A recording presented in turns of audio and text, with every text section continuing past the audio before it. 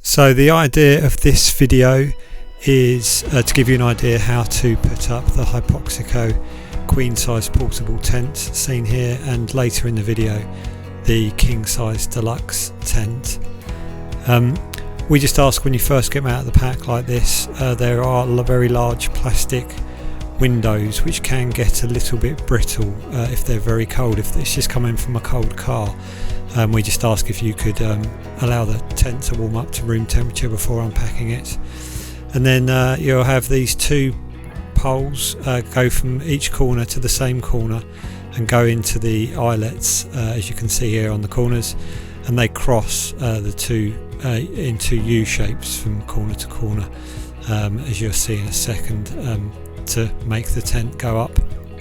When you're putting the poles through like this, we just ask if you can't try not to overstretch the poles.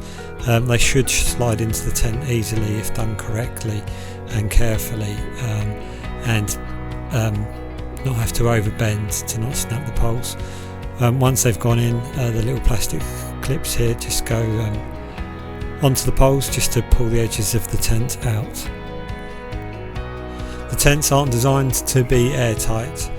They do leak to allow the air that's being blown into them to leak out, and also to allow any carbon dioxide you breathe out to escape out the tent as well.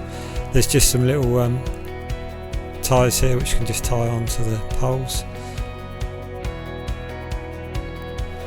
We suggest as well turning the tent on 45 minutes before you're going to go to sleep, just to replace all of the air inside the tent, so that when you get in it, it's up to altitude already, and if when you get in and out like this, you can undo the zip as quick as possible and get in as quick as possible, just to avoid the air mixing back.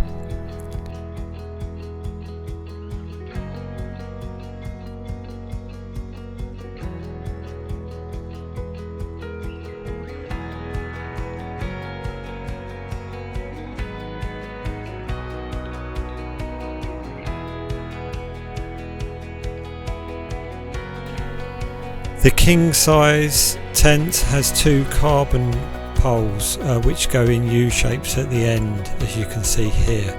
Again, if you're careful with them, they will slide through and not overbend to break. It's just a question of being careful and being considerate with the tent. And then these go into the corner eyelets like this, and then there's three straight poles go between the two U shapes at the end to hold the two ends apart. Again, there's small plastic clips which clip from the tent onto the carbon poles.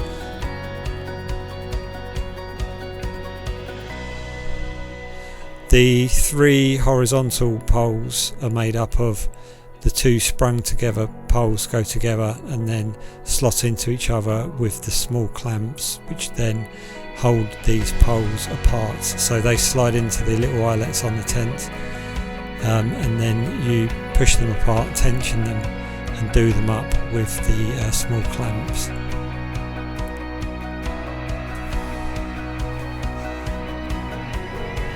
It's worth bearing in mind as well, if you've got an important race coming up, it is a bit strange when you first sleep in the tent at night. It's quite hard to sleep. You're in a plastic tent. It's a bit different, and I'd recommend almost getting used to them in the off season and not using them just before an important race, anything too new just before a big race, just so that you're getting some good sleep and you can slowly get used to them.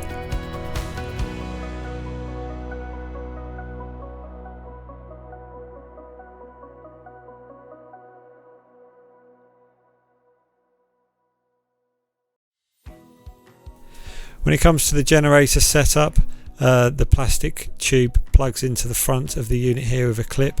It can be nice just if you wet the O-ring, it will go in easier, and then the other end goes through the small slit on the tent. It can also go in through the zips on the tent. The power button on the front of the unit turns it on, and then you've got a plus and minus from 0 to 12, which puts the altitude up and down to the altitude seen on the side. Then on the other end of the pipe you can plug the HEPA filter in, and the tent's ready to go if you just zip it up. It'll take about 45 minutes to replace all the air in the tent. They are designed to leak with a mesh in the top. If you've hired the high altitude adapter, this can just plug in the front into the two connectors you see here, and it has a ball valve which can adjust its how well it works. So you can get it down to about 9.4% O2 with that, and about 13.2 as standard without that. If you have any other questions, feel free to drop us an email and let us know how you're getting on.